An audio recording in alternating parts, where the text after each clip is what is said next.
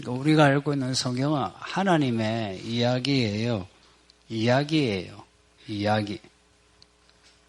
하나님이 연출하신 이야기예요. 그리고 하나님이 때로는 안 보이게 하시지만 대부분 안 보이게 만들어가는 하나님의 이야기예요. 일들이란 이야기예요. 창세기 그 1장 1절에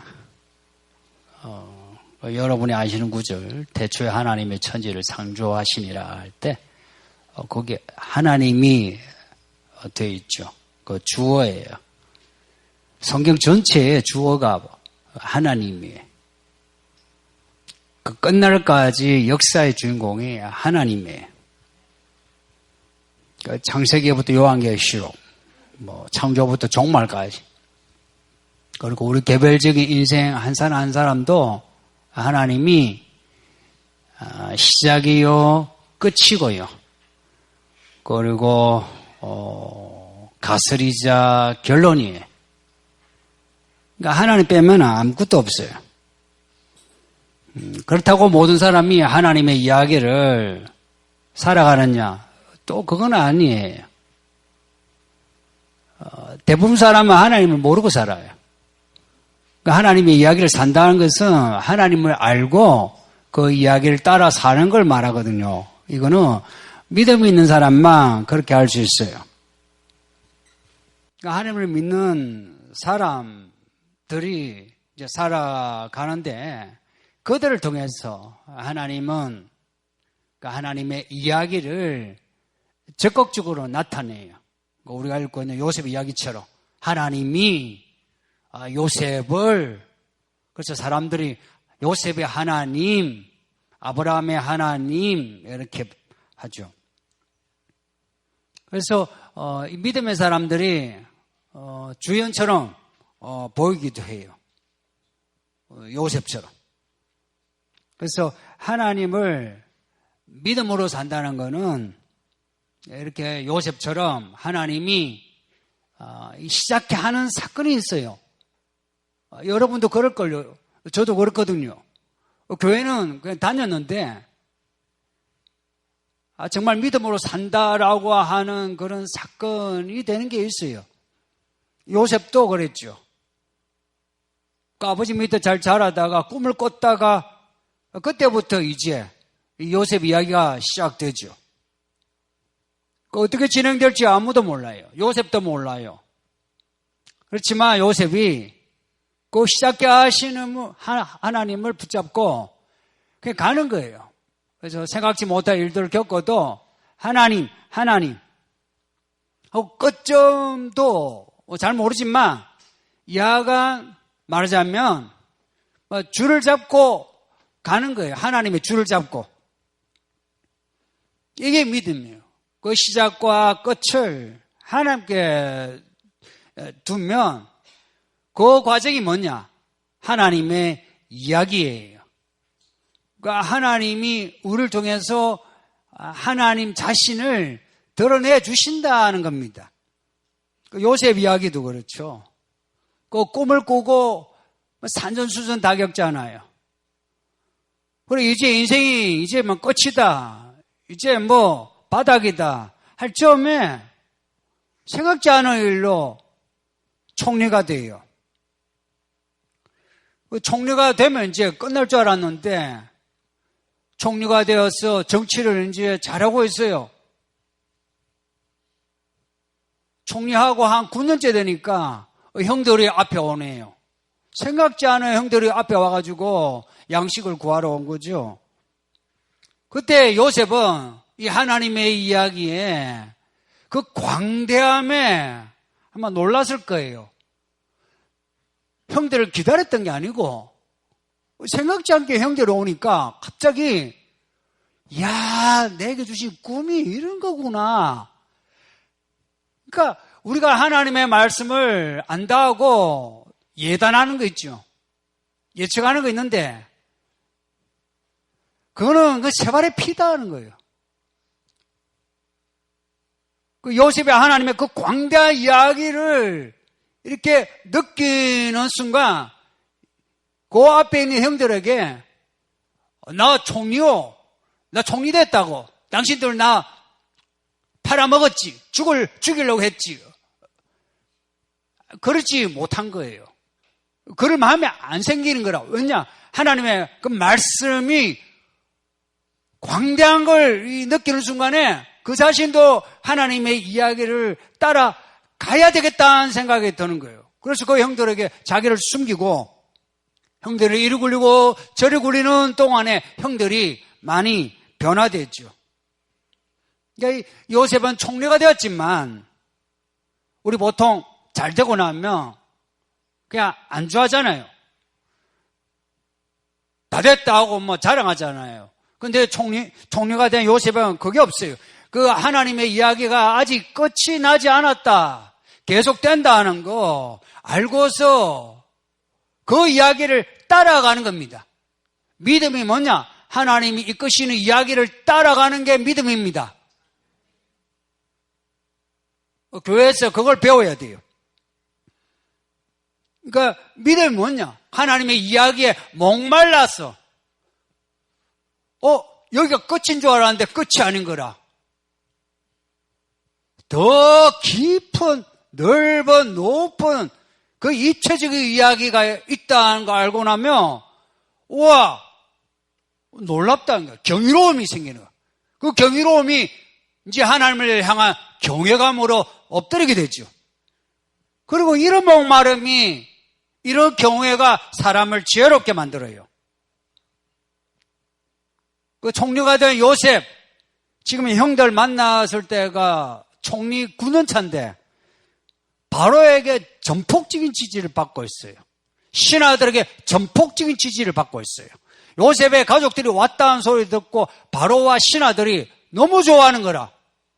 요즘 장관의 가족 문제로 시끄럽죠. 그 요셉의 가족이 요셉이 정치를 잘못했으면은 요셉의 가족이 왔으면 좋아할 겁니까? 안 좋아하겠죠. 근데 요셉이 너무 정치를 잘하니까 그 바로와 신하들 백성들이 다 뭐 잘 왔다고 어떻게 잘해줘야 하나 그러는 거예요. 그 뭘 잘했노? 백성들을 잘 먹고 잘 살게 한 거라. 그 풍년 때에 흥청망청하게 놔두지 않고 그 5분의 1을 걷어가지고 곡식을 넣고 또 토지 개혁도 하고 해서 흉년 때에 그 백성들에게 바로의 이름으로 곡식을 나눠주니 백성들이 전부 바로 하는 거라. 이 파라오. 그러니까 바로가 얼마나 기분 좋겠어요. 거기에 이제 바로가 또 요셉을 또 세워주니까 또 바로 하면서 또 한편 요셉하고 쫄지에 이제 바로는 요셉 덕분에 성군이 된 거죠. 그러니까 오늘 이야기에서도 바로가 얼마나 그 요셉을 후대하는지 보입니다. 이제 이게 이제 오늘 본문 앞에까지 내용인데 오늘 본문은 이제 형들하고 아버지하고 이제 바로 앞에서 서서 소개하고 그리고 바로하고 딜하는 내용입니다. 이제 가나안 땅에서 왔잖아요. 왔으면 이제 먹고 살아야죠. 어디서 먹고 살아야 되노? 뭘 먹고 살아야 되노? 이제 요 문제 해결이 돼야 되죠. 요 문제를 해결하려고 바로 앞에 이제 선 거예요. 사실은 알려하는 거지만 요셉과 요셉의 가족의 입장에서는 이 알현에서 많이 얻어내야 돼요. 이 장면이 상당히 중요한 장면입니다. 이제 형들을 이제 데리고 왔어요. 형들이 전부 10명이죠. 요셉이 11번째니까. 근데 10명을 다 안 데리고 와요. 5명만 데려가요. 그리고 아버지 데리고요. 그러니까 자기, 아버지, 형들, 뭐 하면 다 7명이네요. 왜 그 형들 10명 혹은 동생까지 11명이 아니냐, 5명이냐, 뭐 그렇게 의문을 가질 수 있는데 추측을 하면 애굽 사람이 좋아하는 숫자가 5예요. 5. 5손가락. 사람들이 길수로 해야죠. 길한 수로 5. 옛날에는 부정 타는 수, 부정 타는 물건 이런 거 있잖아요. 부정 타는 직업 이런 거 있죠. 이게 5명의 형들만 데려간 거예요. 그리고 아버지. 바로가 형들에게 물어요. 너희는 뭘 먹고 사나? 생업이 뭐냐? 라고 물어요. 그 형들이 말하기를 정직하게 말한 거죠. 우리는 양을 치는 목자들이라고. 오래전 우리 조상 때부터 그래 왔습니다. 그러면서 하는 말이 가나안에 기근이 들어서 목축을 할 수 없어서 여기에 왔습니다. 그러니 우리 여기 사는데 오다 보니까 지도를 보시면 여기 헤브론에서 브엘세바 거쳐서 이제 오는데 저기가 파란 선이 나일강이에요. 그 쪽에 이제 이집트 애굽의 수도가 있는데 그 가는 길에 고센 땅이 있고 말하자면 경기도 지방이 고센이란 말이에요. 거기에 도시가 람세스예요. 람세. 오다 보니까 고센 땅이 목축하기 좋은데 그 땅에 살게 해주면 어떻겠냐고. 이 말 하는 이유가 있어요. 앞에 그 43장에 보면 요셉이 이런 말을 해요. 이집트 사람들은 농경을 하기 때문에 목축한 사람들을 부정하게 여겨요. 밥을 같이 안 먹어요. 밥도 같이 안 먹고 말도 안 섞어요.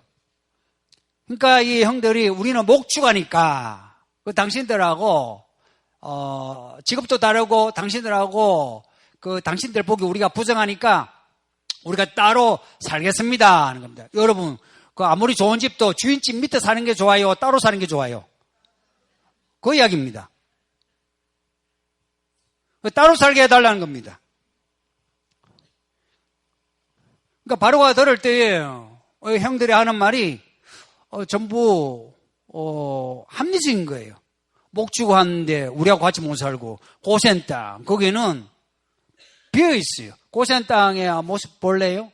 지금의 모습입니다. 그 람세 아주 기름져요. 또 유적입니다. 나중에 여기에 이제 왕궁이 들어서고 또 알죠? 람세 2세, 람세스 2세.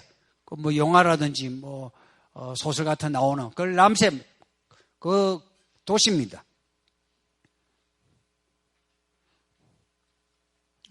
바로가 이 말을 듣고 좋게 여긴 거죠.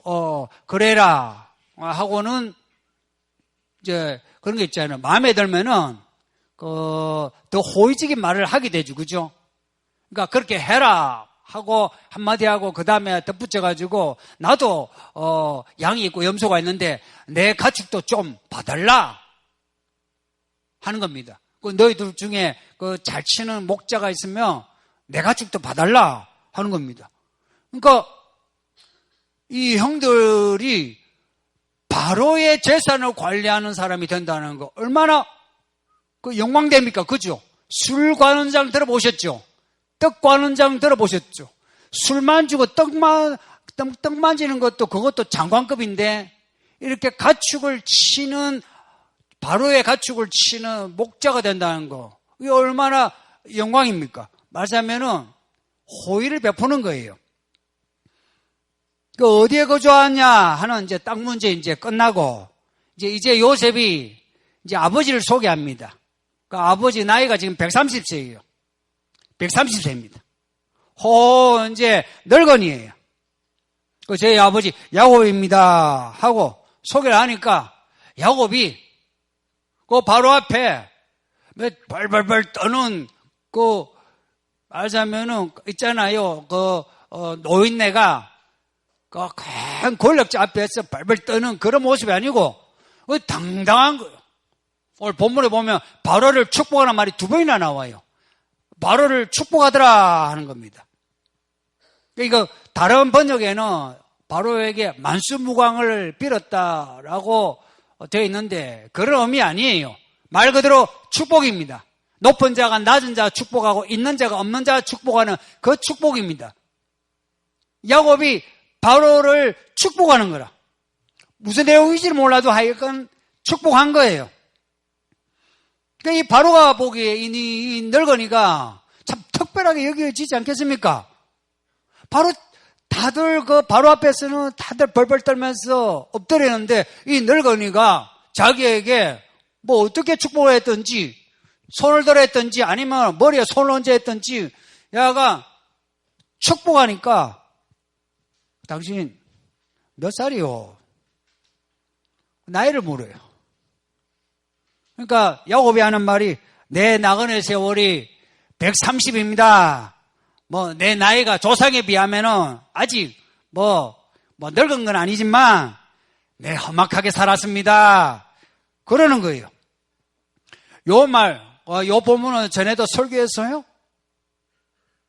이제 오늘은 요셉을 중심으로 설교하니까 또다시 설교하는 거예요.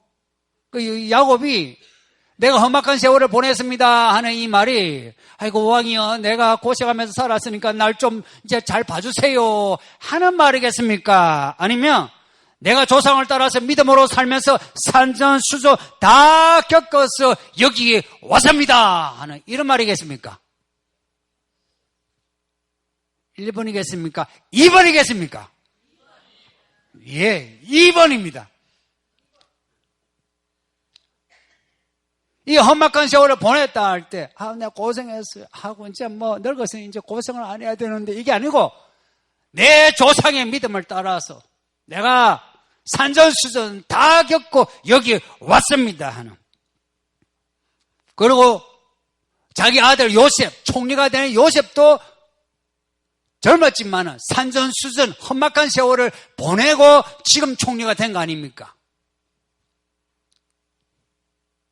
그러니까 바로가 보기에 형들 괜찮죠? 아버지, 아우 당당하죠? 해서 람셋을 아버지와 그 아들들에게 줘요. 바로가. 원래 요셉이 인장을 가지고 있어 요셉이 결제할 수 있었을 거예요. 그럼에도 요셉은 바로에 가서 형들과 아버지를 알련시키고 그리고 바로의 입에서 허락을 받는 거예요. 람셋을 가져라. 그들에게 주어 소유로 삼게 하여 이렇게 나오는데 11절에 이게 합법적이란 거예요. 나중에라도 그 이집트 사람들이 그때 요셉이 편법으로 가족에게 땅을 주지 않았냐 이럴 수 있죠. 요즘 그런 그 시비가 많잖아요. 근데 바로가 이렇게 허락을 함으로 두고 시비가 없어요. 400년을 살아도 이스라엘이 살고 있는 이 람셋 땅에 대해서는 아무도 시비를 못 걸어요. 말하자면 못 쫓아내요. 종으로 두가지고 일을 시킬지언정 나가라 못해요.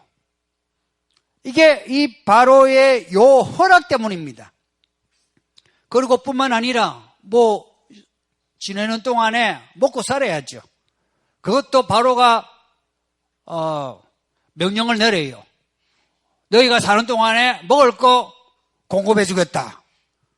그래서 굶어 죽을 뻔했던 이 야곱 집안이 와가지고 요셉 때문에 그 좋은 땅에 지도를 보시면 이쪽 구글 어스로 보면 가나안 땅은 약간 있죠. 황토예요 다. 근데 람셋은 전부 푸른색이에요. 말하자면 더 기름진 땅이에요. 이 땅에 이제 살면서 목축하고 또 애굽에서 주는 양식도 먹고 그런 겁니다. 앞에서 요셉이 형들에게 말했지만 하나님이 요셉을 먼저 애굽에 보내신 겁니다. 왜냐? 형들을 구원하려고, 아버지 구원하려고, 그리고 애굽을 구원하려고, 그리고 애굽 주변의 나라들을 구원하려고. 근데 요셉이 처음부터 그걸 알았느냐? 몰랐죠. 이를 겪으면서 내가 왜 이 애굽에 왔나? 내가 왜 이렇게 감옥에 갇히나? 얼마나 힘들었겠습니까? 여러분이 하나님께 어찌하여 이렇게 질문을 던지고 싶을 때 있죠. 그럴 때는 막 믿음이고 뭐고 다 포기하고 싶죠. 아마 요셉도 그럴 상황이었을 거예요. 그렇지만 요셉이 이제 대단한 거는 이 젊은이가 어떤 상황에 있든지 하나님을 바라보는데 흔들리지 않았다는 겁니다. 흔들리지 않았다는 겁니다. 우리는 흔들리다가 약간 중심을 잡죠. 요셉은 흔들리지 않았어요. 그냥 있죠. 뭐 상황이 흔들어도 딱 중심을 잡고 그냥 하나님 줄만 잡고 간 거예요. 오히려 바닥을 찍으면 찍을수록 요셉의 그 태도는 더 분명하고 단호해요. 내가 하나님께 득죄할 수 있습니까? 그래요. 하루하루 그냥 살지 않았고요. 요셉은 그 하루를 하나님 안에서 살려고 했어요. 성도님도 잘 생각해 보세요. 다람쥐 쳇바퀴 돌듯이 그냥 살 수 있죠. 그죠? 그러면 하나님의 존재를 잘 몰라요. 근데 요셉은 그 하루하루를 하나님의 존재를 느끼면서 생각하면서 또한 자기의 의식을 깨워가지고 하나님을 믿음으로 살아야지 라고 했다는 겁니다. 이게 대단한 거예요. 여러분이 제 설교 들으면서 느꼈을 분은 많이 느꼈겠지만 제 설교 패턴이 있습니다. 요 본문을 읽지만 요 본문 전의 이야기를 조금이라도 해요. 그리고 본문 뒤의 이야기도 조금이라도 언급해요. 왜 그런지 아시겠죠? 이 본문 이야기가 앞에 뒤에하고 연결되어 있다는 거예요.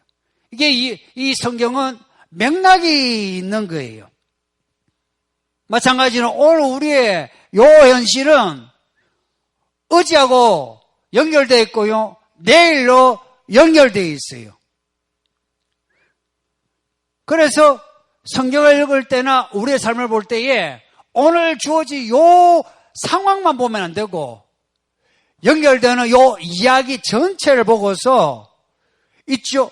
하나님이 나를 어떻게 하실라나 이걸 파악을 해야 되는 거예요. 말하자면 오늘의 상황, 어제와 오늘, 내일 이게 누구와 연결되어 있느냐? 하나님과 연결되어 있어요. 하나님과 연결되어 있어요.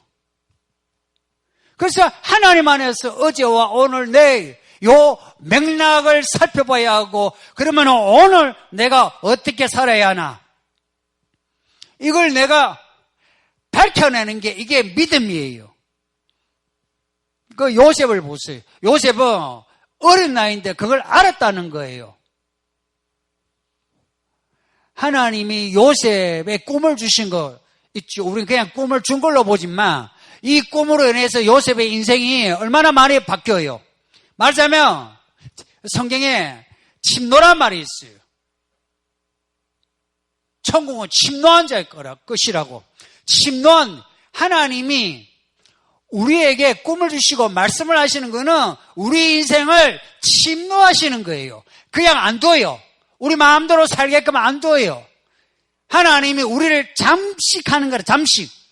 그 어린 요셉에게 꿈을 주니까 그 꿈 때문에 요셉이 형들에게 미움을 받고 팔려가고 종이 되고 죄수가 되고 그러다가 이렇게 총리가 되고 그리고 총리가 되고 난 뒤 형들을 만나게 되고 그 요셉에게 꿈을 주심으로 요셉의 인생이 하나님의 그 말씀으로 펼쳐지는 거예요. 똑같습니다. 우리도 똑같습니다.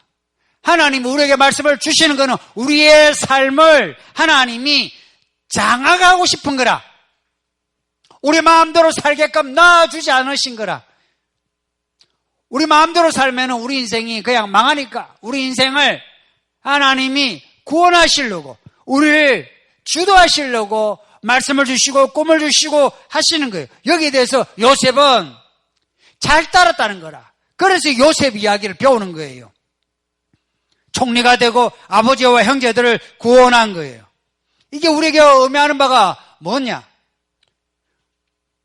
우리가 살아가는 데 있어서 삶의 목표, 믿음의 목표가 뭐냐 하는 겁니다. 앞일을 아무도 모르죠. 모르니까 우리 삶의 목표 혹은 우리가 목말라 해야 되는 것은 그냥 하나님을 따라가는 게 우리 목표입니다. 우리 성도님들, 제게 이 교회의 목표가 뭐냐 이러면 별로 생각나는 게 없어요. 그냥 한 주 그해 하나님이 인도하신 대로 따라가는 게 제 목회 비전이에요. 그리고 제 삶의 목표이고, 요셉과 야곱이 그렇게 살았어요. 야곱도 생각지 않게 지금 이 애굽에 온 거예요. 오늘 이 본문은요, 창세기의 두 믿음의 거장 요셉 그리고 야곱, 아버지와 아들이지만 두 믿음의 거장이 교차하는 지점입니다.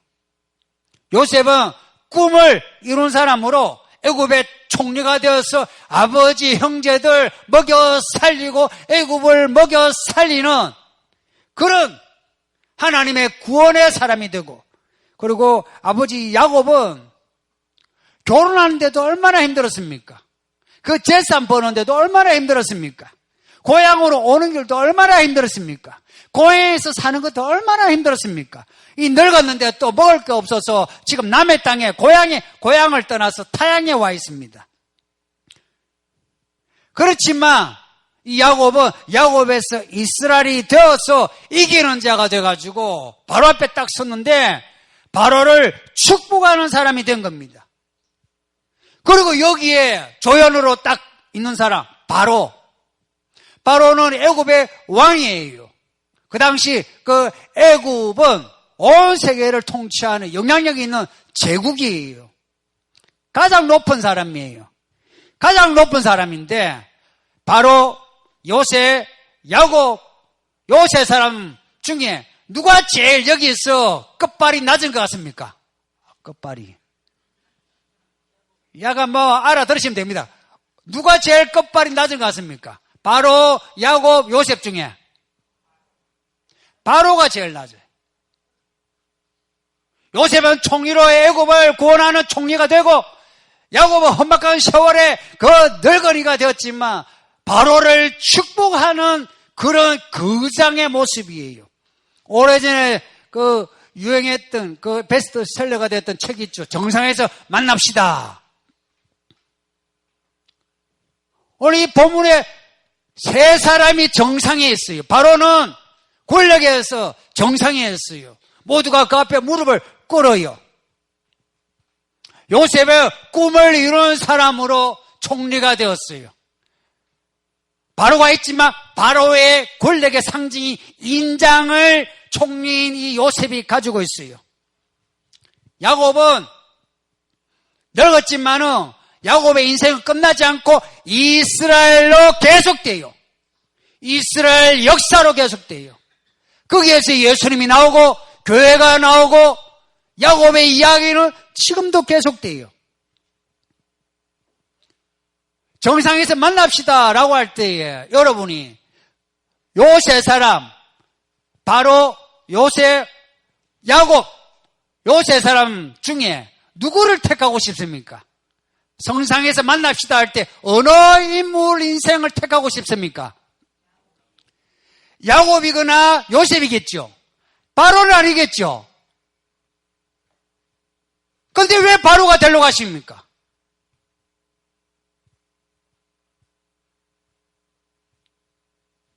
실제 영향력 있는 사람은 여기에 야곱과 요셉이에요. 바로는 왕이지만 세상에 대해 실제 아무리 영향이 없어요. 근데 많은 사람이 자꾸 바로가 되려고 해요.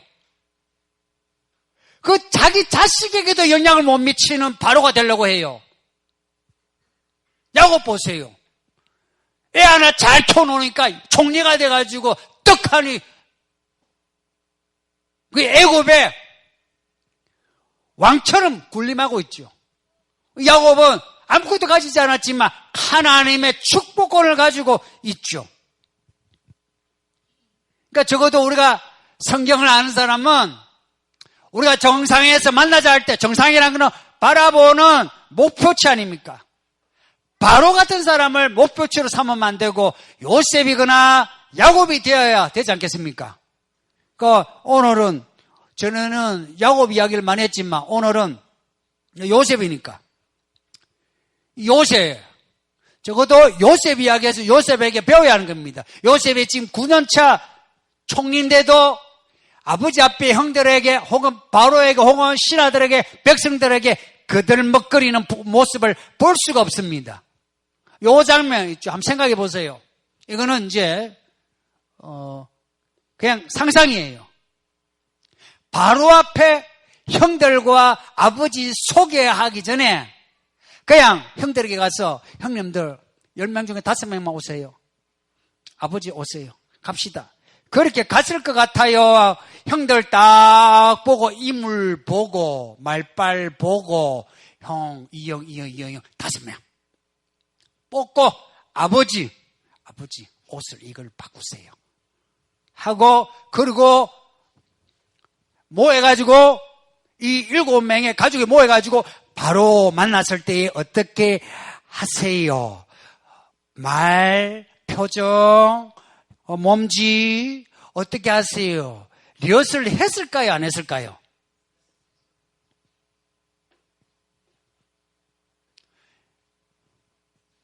요셉의 지혜로는 리허설을 하지 않을 수 없어요. 지금 요 사건이 앞으로 이스라엘의 이 역사를 지금 가는 말 그런 사건이에요. 그러니까 치밀하게 연출한 거예요. 어떻게 할 수 있느냐? 앞에 형들을 굴리는 거 보세요. 그렇게 형들을 굴리는 요셉이 이 중요한 장면에서 아버지와 형들 그 10명도 아니가 5명 리허설 해가지고 바로에게 얻어낼 거 얻어내지 않았을까 하는 겁니다. 이 창세기의 야곱의 이야기, 요셉의 이야기나 이스라엘 이야기나 신약의 교회는 같은 맥락이었습니다. 교회 보세요. 세상 사람들 교회에서 뭐 하는 거 안 좋아해요.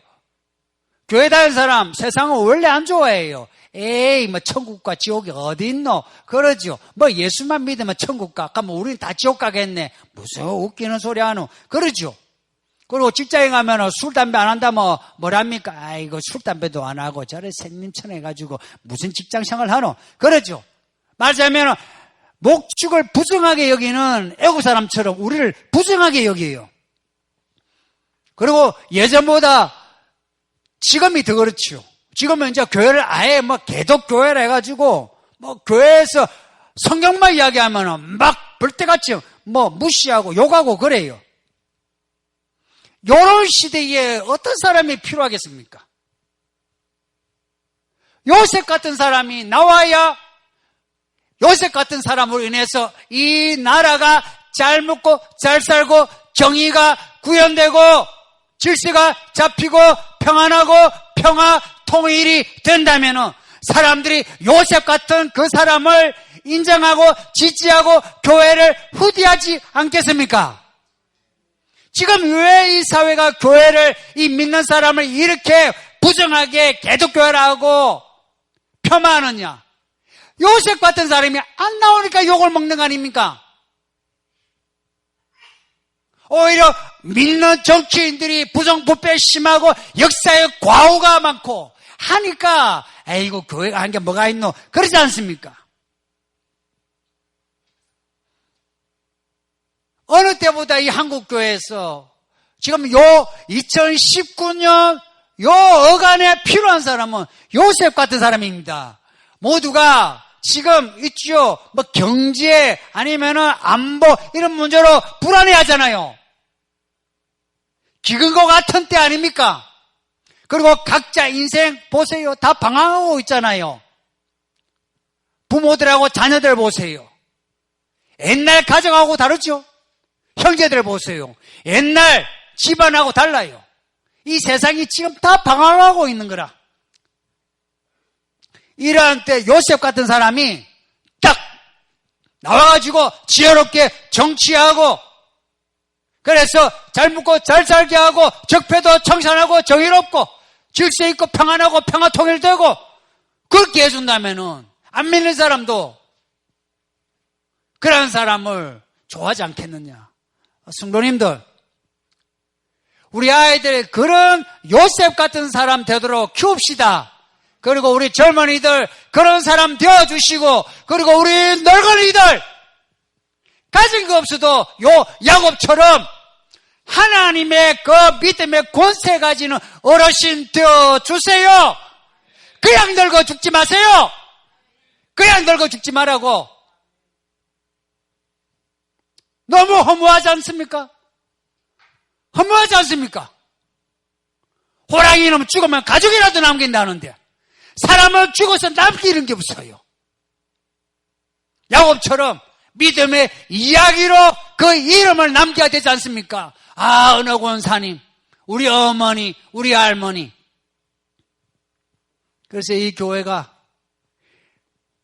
이 야곱의 집안처럼 오히려 세상으로 인해서 땅을 부여받고 식량도 공급받고 대접을 받는 그런 교회가 되도록 우리 성도님들 다 야곱 혹은 요셉 같은 사람이 되기를 예수 이름으로 축복하고 이 목사가 진심으로 부탁을 드립니다. 이 말씀을 생각하면서 우리 합심해서 기도합시다. 이 말씀을 생각하면서